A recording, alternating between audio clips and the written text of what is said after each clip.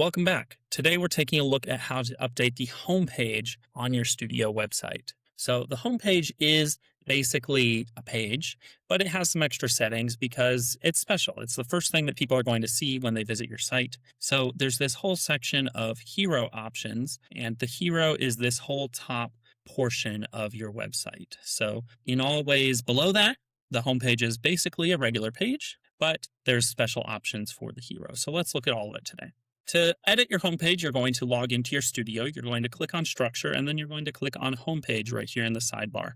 It's separate from pages again because it has those special settings. So here you can see the hero options. So there's some different headings and subheadings that show up, as well as some call to action text and some call to action buttons. These are the buttons that show up here over at the side.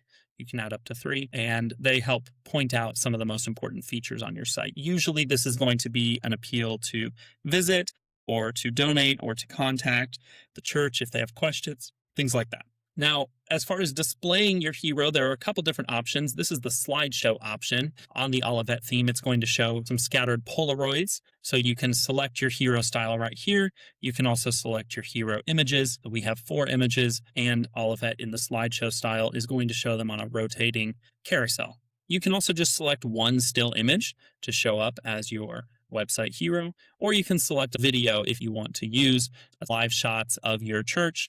That's totally fine. So you can tweak the way your hero displays what shows up here in those option fields. And then down here at the bottom, we have the content. Now, if you've watched our video on pages, this is going to be very similar. All of the blocks are still available to you to add, and you can rearrange these blocks and move them around however you like.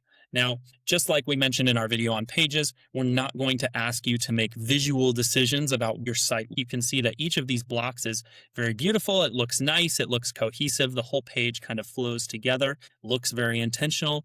And none of these blocks are going to ask you, well, what should the map field look like? What should the latest sermon look like, right?